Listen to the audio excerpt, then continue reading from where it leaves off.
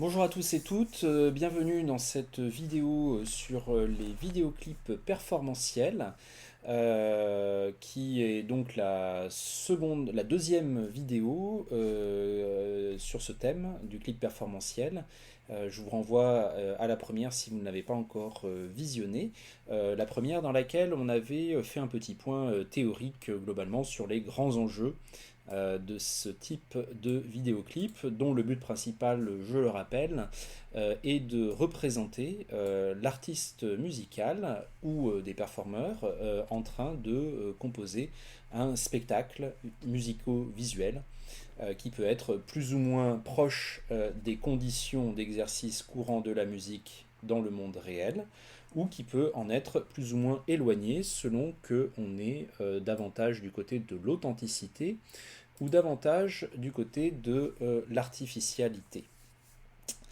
Et une autre fonction, peut-être pour faire un tout petit point historique que j'ai oublié lors de la précédente vidéo par rapport à l'héritage pictural, une autre fonction des clips performantiels qui les renvoie en fait à eh bien, un héritage historique, anthropologique et culturel très vaste et très courant, c'est simplement cette représentation de l'artiste musical. Il faut aussi se dire que le vidéoclip, notamment quand il est apparu, c'était une façon de permettre à des spectateurs qui ne pourront pas voir l'artiste musical un jour en concert, de pouvoir assister à une représentation de sa part, même si c'est une représentation foncièrement inauthentique du fait du playback, et même si c'est toujours la même, comme une petite boîte à musique dans laquelle il se passerait toujours exactement la même chose. En tout cas, cette fonction de représentation, elle est vraiment à prendre au sens premier de représentation, c'est-à-dire rendre présent là où l'artiste musical n'est pas. Hein. Les Beatles, dans les années 60, ils ont tourné des protoclips parce qu'il y avait un moment où ils avaient atteint un degré de perfectionnement de leur musique sur disque qui était irreproductible sur scène et ils ont donc abandonné le spectacle de scène.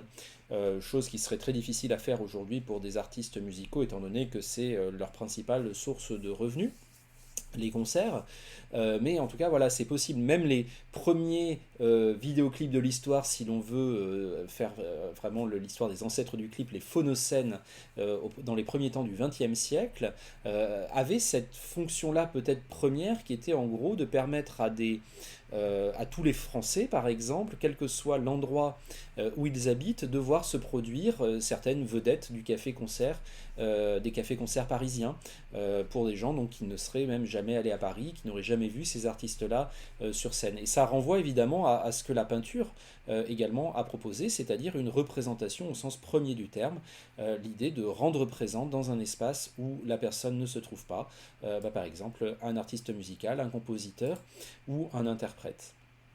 Alors dans les vidéoclips musicaux, ce sont les interprètes la plupart du temps qui sont représentés. On peut même se demander d'ailleurs si tous les interprètes sont représentés parce que bien souvent c'est le chanteur ou la chanteuse qui est représenté.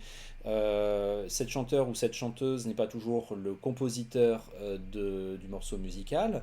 Le compositeur lui reste toujours dans l'ombre, la plupart du temps en tout cas. Parfois on entend la musique d'un groupe, hein, c'est-à-dire avec à la fois du chant, de la guitare, de la basse, de la batterie, mais on ne voit que le chanteur à l'écran. Parfois on voit l'ensemble de l'instrumentarium, c'est-à-dire l'ensemble des exécutants de la musique. Donc il peut y avoir des cas très divers selon les vidéoclips, mais dans tous les cas on retrouve cette fonction première de rendre présent à travers l'écran, par écran interposé, un artiste musical. Et quand je dis un artiste musical, en fait, ça peut vouloir dire aussi bien une personne, un interprète, que un groupe. Hein. Le terme artiste musical, je l'emploie également pour désigner, par exemple, un groupe. Comme ça peut être le cas, par exemple, avec Nine Inch Nails, hein, qui est un groupe composé de plusieurs personnes, dont certaines d'ailleurs vont et viennent, varient, hein, mais quand même tourné autour d'un interprète et d'un compositeur qui est le chanteur Trent Reznor. Et je vais vous proposer d'audio-visionner le clip de March of the Pigs, qui date de 1994, qui accompagne l'album The Downward Spiral.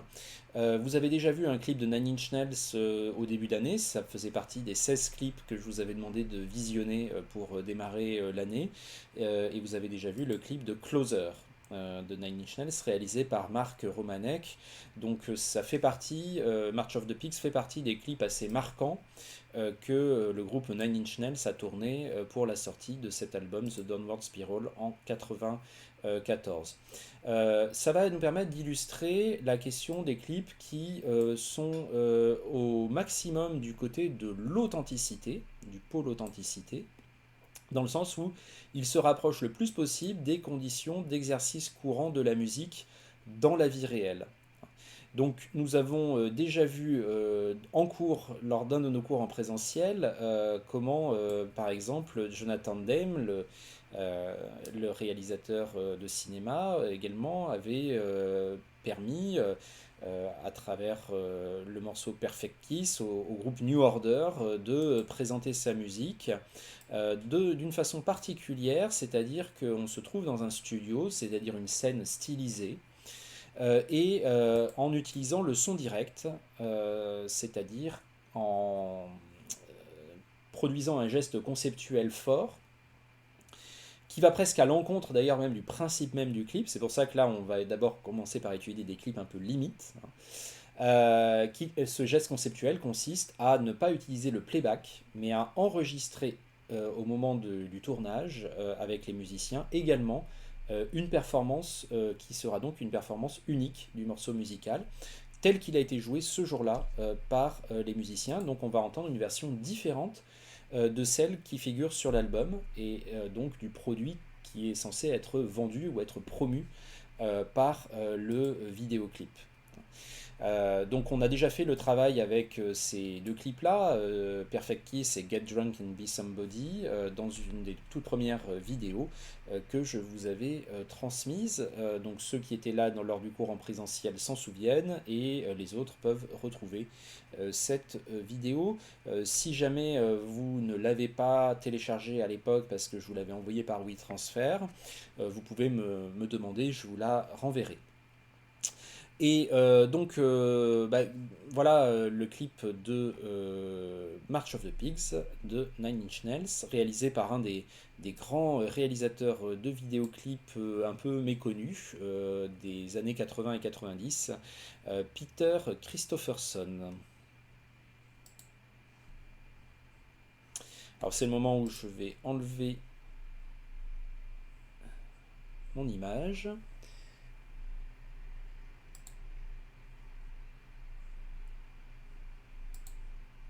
Voilà qui est fait.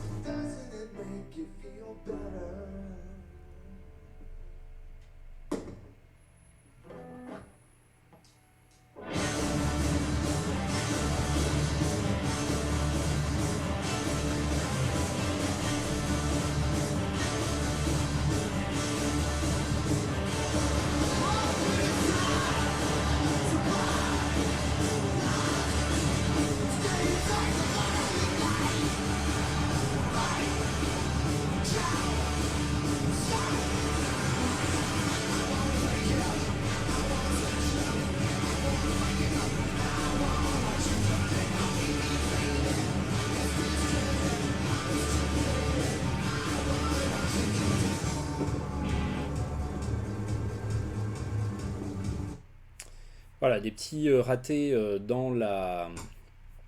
le fichier vidéo qui j'espère ne vous auront pas trop gêné, mais qui ne sont pas donc des gestes artistiques conceptuels, hein, qui sont simplement des imperfections du signal.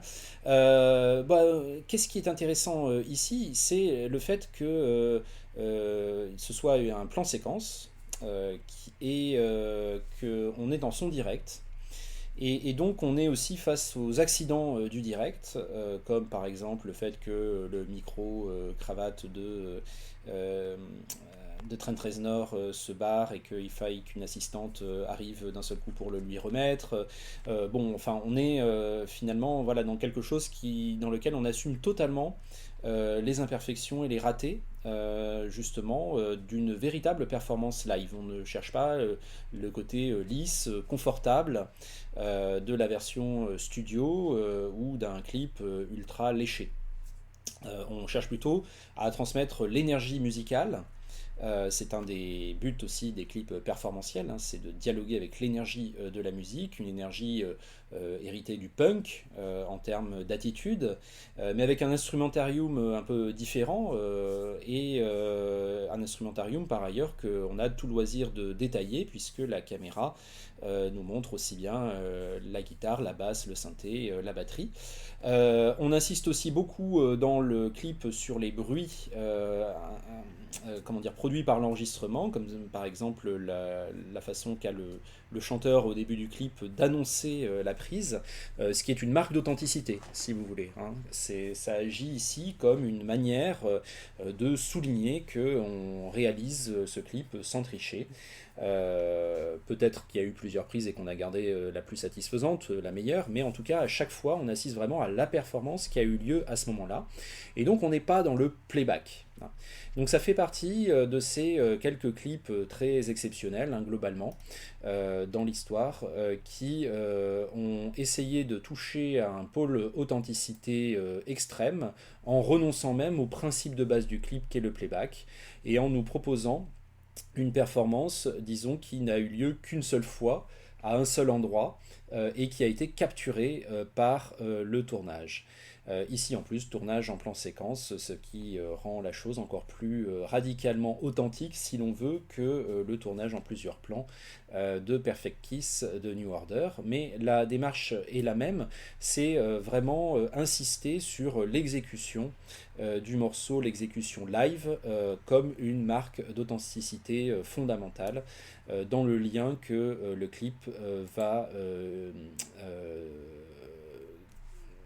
jeter avec ses audiovisionneurs.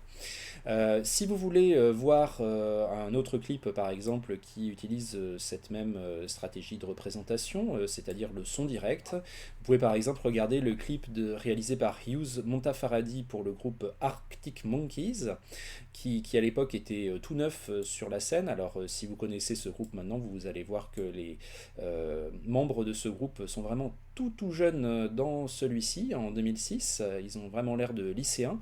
Le clip les montre sur une scène, sans public. Hein. Il ne s'agit pas de tricher et de faire en sorte qu'une captation live soit appelée vidéoclip musical. Non, c'est vraiment une performance qui a eu lieu une fois sur une scène. Si je vous en parle en plus de la situation qu'on a déjà explorée avec March of the Pigs, c'est parce que en 2006, avec I Bet You Look Good on the Dance Floor, mais on pourrait dire la même chose de Get Drunk and Be Somebody de Toby Keith, on est vraiment dans un nouveau paradigme de la musique et du vidéoclip. Un paradigme notamment dans lequel, du fait des solutions de partage illégal des fichiers musicaux sur Internet, les artistes musicaux vendent beaucoup moins de disques. En revanche, on commence à monétiser de plus en plus, de façon de plus en plus prioritaire, l'expérience du live, l'expérience du concert.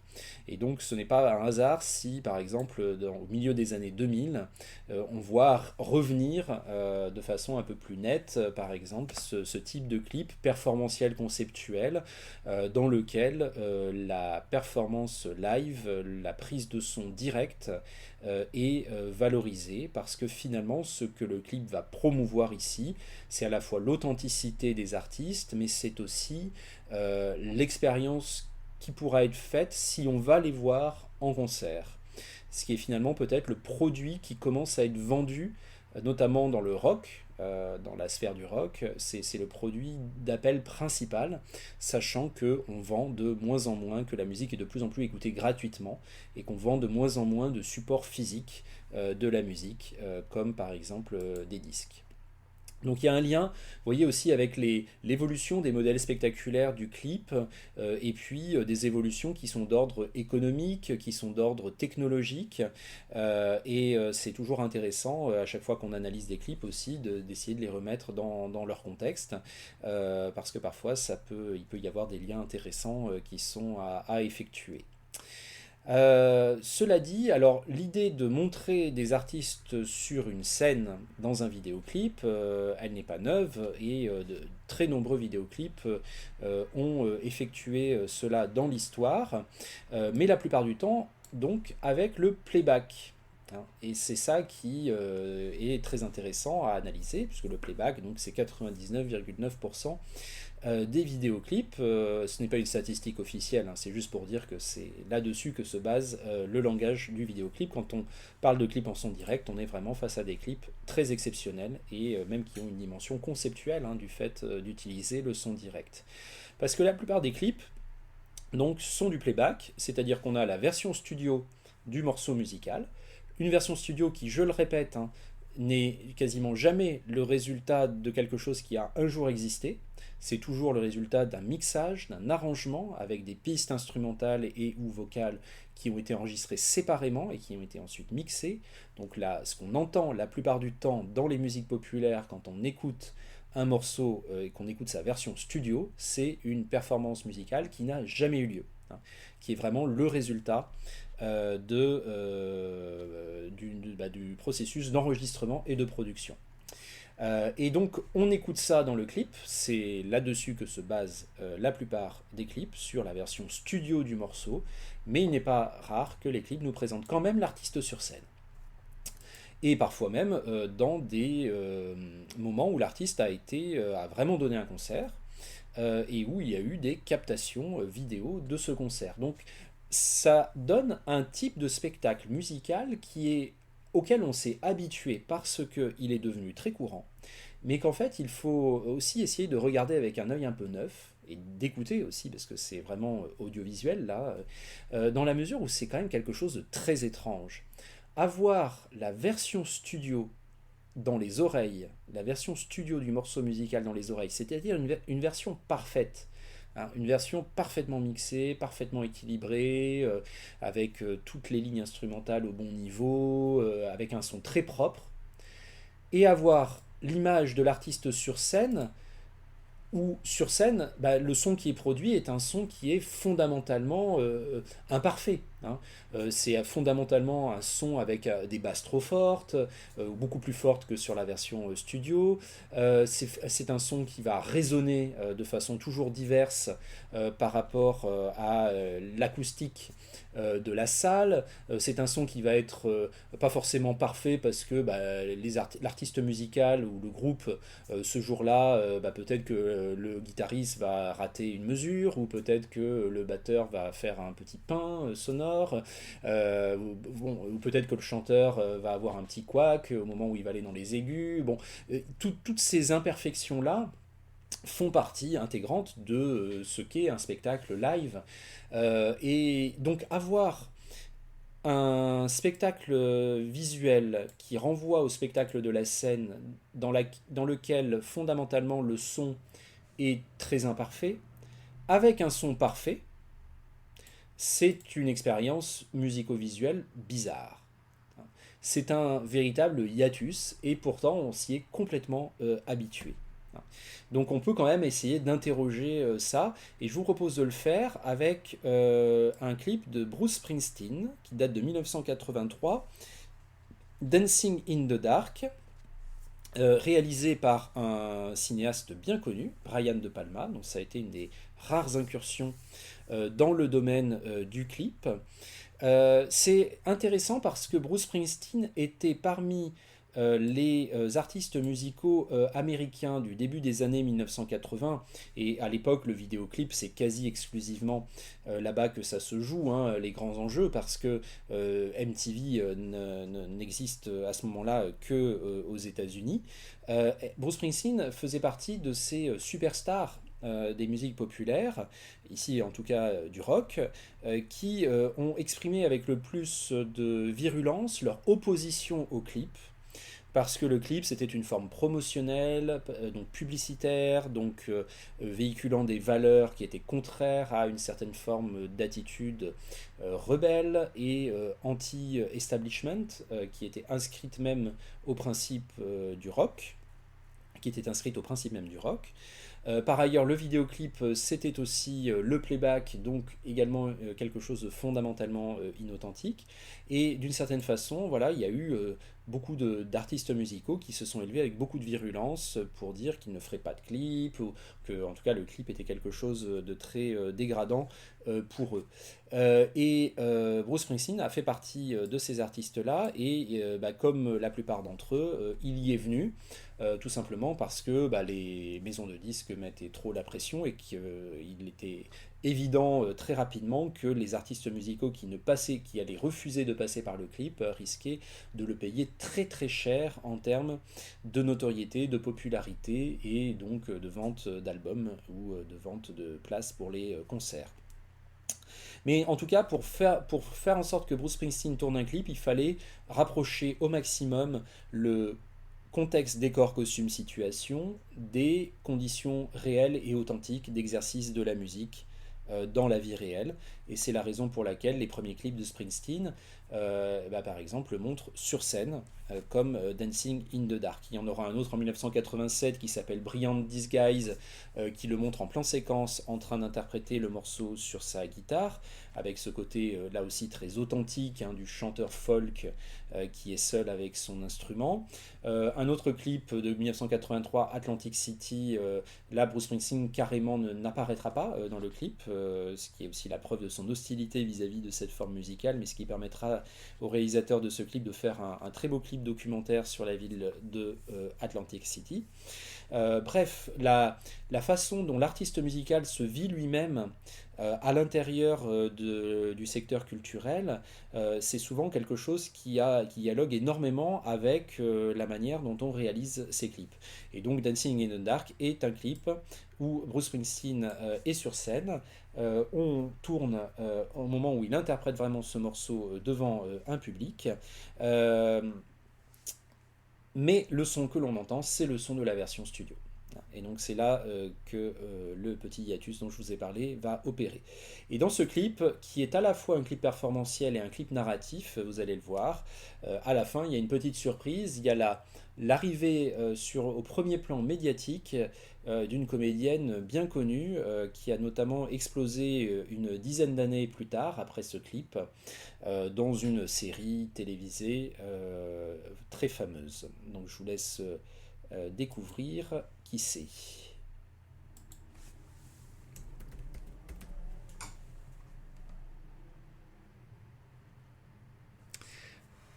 Tout en étant voilà, sensible à cette espèce de décalage, hein, entre les images sur le spectacle de scène et ce qui arrive, c'est ça qui arrive à nos yeux, et ce qui arrive à nos oreilles. C'est donc un son hyper propre, hyper léché, celui de la version studio du morceau.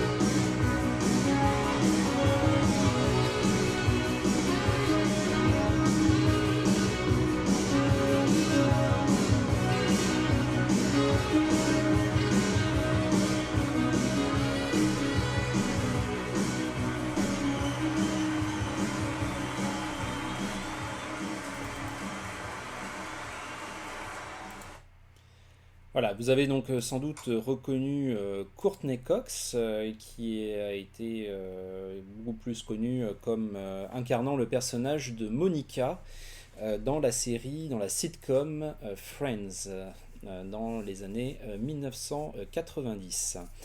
Donc c'est intéressant parce que c'est un moment où un clip qui se présente avant tout comme étant un clip performantiel devient narratif puisqu'il y a très clairement la mise en scène d'une petite histoire, une petite fiction dans laquelle cette jeune femme venue au concert au premier rang se voit hissée sur la scène en pleine lumière par la star qu'elle était venue admirer, réalisant ainsi une sorte de fantasme spectatoriel très présent hein, chez les fans des artistes de musique populaire, à la fois côtoyer leur idole et en même temps être avec elle sur scène.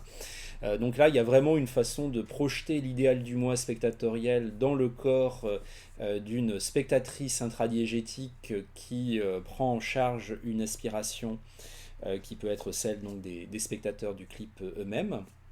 Et il y a clairement une mise en scène à base de gros plans qui permettent à ce petit miracle, évidemment prévu à l'avance, d'opérer, alors même que par ailleurs on filme la captation d'un véritable concert. Et vous avez vu notamment la foule qui est présente derrière Courtney Cox sur certains plans, ou derrière Bruce Springsteen en tout cas, sur certains plans. C'est une façon aussi intéressante d'analyser le clip par rapport au thème du morceau musical Dancing in the Dark, dans lequel l'artiste raconte une crise d'inspiration. Hein. L'idée, c'est que ce que racontent les paroles du morceau musical, c'est que parfois il y a des moments de déprime, des moments de perte de saveur dans l'exercice de la musique, des moments où on ne sait plus trop quoi raconter, qu'on ne sait plus trop quoi exprimer, et que parfois dans ces moments-là, et penser à une personne en particulier, une personne idéale, une femme par exemple, que l'on pourrait aimer, c'est quelque chose qui donne du courage pour continuer et pour trouver de nouvelles choses à dire, de nouvelles choses à composer. Donc on est vraiment totalement dans le thème classique de la muse. Hein, par rapport à l'artiste musical. Et Courtney Cox, ici, d'une certaine façon, eh bien, elle devient l'incarnation de cette sorte de femme idéale, ou en tout cas idéale, à laquelle l'artiste pense lorsqu'il est en crise d'inspiration. Et par ailleurs, si elle rend ce service à l'artiste, lui rend un autre service, puisque cette montée de Courtney Cox sur le podium, sur la scène, dans le clip de Bruce Springsteen, c'est ce qui l'a véritablement fait remarquer du grand public. Elle est devenue une des premières de ce qu'on a appelé des vidéos vixens, c'est-à-dire personnes médiatiques, le plus souvent des jeunes femmes correspondant aux critères traditionnels de beauté, qui ont accédé au rang de star grâce à leur apparition dans un ou dans plusieurs clips, alors même qu'elles n'étaient pas des musiciennes. Donc ça, c'est un vrai phénomène qu'on va voir arriver dans les années 1980 et dont une des plus célèbres de ces vidéos vixens, ce fut une certaine Toni Kitten, dont je vous reparlerai sans doute. Mais Courtney Cox, elle, de son côté, évidemment, a eu ensuite une véritable carrière à la télévision et au cinéma, et quelle carrière d'ailleurs. Mais d'une certaine façon, ce qui est intéressant d'analyser ici, c'est que le geste de Bruce Springsteen qui la hausse sur la scène est un geste qui rétrospectivement prend une importance symbolique dans la mesure où, au-delà du personnage que joue Courtney Cox dans le clip, le fait qu'elle accède sur la scène à côté de l'artiste musical dans ce clip-là, ça a vraiment été une façon pour elle d'accéder à la pleine lumière. Donc on pourrait dire que le clip ici synthétise une situation avec une situation narrative artificielle, mais finalement une trajectoire médiatique qui fut celle de cette comédienne. Voilà, si vous voulez écouter si vous voulez écouter et visionner un clip performantiel dans lequel le hiatus entre la production studio très léchée, très réverbérée et la visualisation d'artistes musicaux sur scène, donc un clip dans lequel ce hiatus est très important, je peux vous conseiller le clip de F. Gary Gray, réalisateur aussi de long métrage. C'est lui récemment qui a réalisé le film, le biopic, par ailleurs assez mauvais, hein, sur le groupe NWA. Donc il a réalisé ce clip en 94 pour le groupe TLC, Digging on You. Et c'est intéressant parce que Digging on You, c'est un morceau de R&B ultra produit. Dans le sens où notamment les artistes, les trois chanteuses susurrent leur chant, c'est-à-dire qu'elles le murmurent et qu'ensuite on hausse au mixage leur voix pour le poser délicatement sur la production instrumentale. Ça, c'est un effet qu'il est quasiment impossible de retrouver en live. Et donc là, on va avoir dans ce clip des images live des artistes en train d'interpréter ce morceau sur scène avec un son musical qu'il est impossible d'avoir en live. Donc le hiatus est encore plus grand que dans le clip de Bruce Springsteen, clip que je vous ai montré aussi pour le côté performantiel narratif et pour illustrer le fait qu'un clip performantiel peut également être autre chose, c'est-à-dire par exemple un clip narratif en même temps.